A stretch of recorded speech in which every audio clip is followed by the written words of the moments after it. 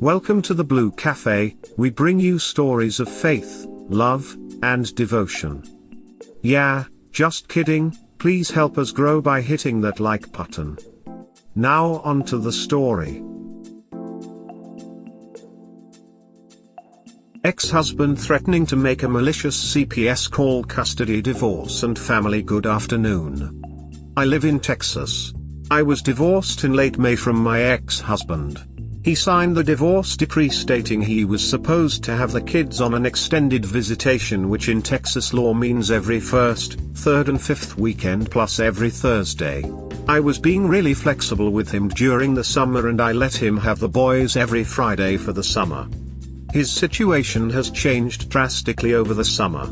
He hasn't been taking care of his bills, causing him to have to sell his home and default on some stuff. This matters because a couple of weeks ago the kids told me he had to bathe them with cold water because they cut off his gas. I was very upset. Anyways, school is going to start tomorrow, so I told him that I want to go back to the court-mandated days for stability and for the boys to get a good routine going. He was livid. I won't get into why we divorced, abusive, but he has been harassing me endlessly, sending me threats that he will contact my workplace and tell them I am a bitch, etc. Secondly, he said he's going to call CPS on me because when we were married I told him that I was sexually abused as a 5-year-old by a cousin, obviously trusting him because he was my husband, and he said that he doesn't feel safe with my kids being around me. Basically wants to use me being abused against me. My question is, how can I stop him from harassing me and threatening me, and how can I protect myself from the fake CPS call he's going to be making? Thank you. Also, may want to tell the court that he is not keeping his utilities turned on. They may not want the kids going to a house without utilities. Extended visitation. Do you mean standard visitation? You cannot stop him from calling CPS. But a report of your abuse from a long time ago isn't something that CPS is going to investigate. But if he says you are abusing the kids, they will. But if nothing is happening, nothing will happen. And his home will likely also be investigated. You can attempt to only use a parenting app. You can go to court to request the court order, including that all communication go through a parenting app. No, it's called extended standard possession here. I'm ready for him to call.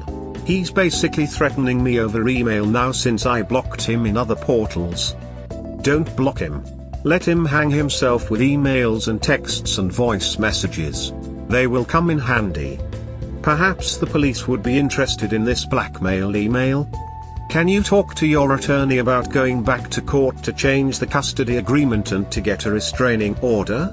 If he's lacking utilities, the children shouldn't be there. Make sure you save all communications. His threats will be evidence of his lies. Stay strong. I'm sending you huge internet hugs. I'm so very sorry your JNSO is acting so disrespectful, Blue Heart. Positive update nobody asked for. The grass is definitely greener on the other side. Update. First of all, I'd like to thank the community for the amazing support I received in the last few years of my journey. I, F29, was married to my ex, M30-something, for 8 years. Cheated when I was pregnant with our second child in 2017 and I forgave him. Did therapy. Thought he'd change. Caught him having an affair again in 2021 and left him. I was extremely dependent on him for everything. He controlled our finances, my clothing, our routine, everything.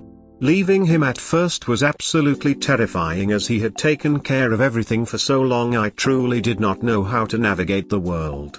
I married him quite young at 20 and I was extremely naive and had never been on my own, so I struggled a lot at the beginning.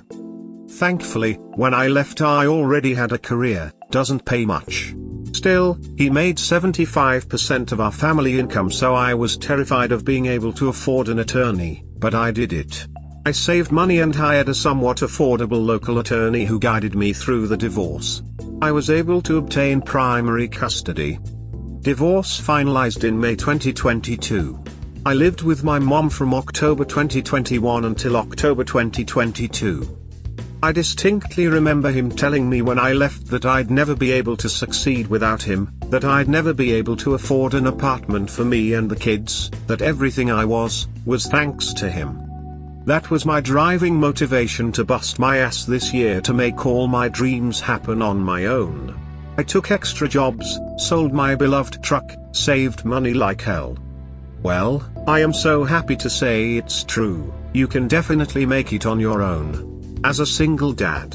As a single mom. Your situation seems bleak right now, but you can make it. I'm pleased to say I closed on my home in October. A beautiful 1,400 square foot home on a 0.3 acre lot. Amazing neighborhood. The mortgage eats almost half of my monthly income, but I don't care. I'm happy. On my own. I ducking did it. On my own. I'm going to therapy every Saturday and I have a good routine with my sons. We get to come home every day and eat whatever we want and wear whatever we want and be loud and lazy. I'm even seeing a guy and I don't feel insecure. I'm loving my life right now. I'm so happy I decided to not forgive again. The hard work and struggle was completely worth it. I'm not sure how my life will develop in the next few years, but I am proud to say it will happen on my terms and I survived infidelity. Smiling face with hearts. P.S. He didn't call CPS on me because I called his bluff and told him it was a crime to make a malicious call. He backed off. Still being a pain in the ass, but that's another story. Thank you all for being here for a stranger. I love you all and I hope you guys achieve success and peace. Which you will. Good night from TX. Good for you. I love to hear the success stories. You have a bright future. Your ex will always be a miserable narcissist. At least he's not your problem anymore. Thank you. I'm thankful to be on the other side. I am happy for you and I love your attitude. If I was 40 years younger, I would love to meet you and talk and draw from your strength. Yay. I'm happy to hear this. So proud of you. Now, don't rush back into marriage until you 100% know the new person. Just enjoy living your life and enjoy your independence and freedom. I'm betting your kids are so much happier too. Having a happy mommy has probably meant the world to them, to the point of them thriving. So, anybody worth having will let you call the shots and not pressure you to give up your new happiness in any way. Best wishes. Hope you and the kids have a wonderful Christmas. I'm so happy for you and thank you for sharing your inspiring story. Thank you for being here. It was a painful part of my life and I'm thankful it's over. We hope that by sharing these stories with interested folks like you, we can help people recognize the signs of a relationship in trouble, and avoid so many of these heartbreaking situations yourselves. Have a good day or night. Wherever you are.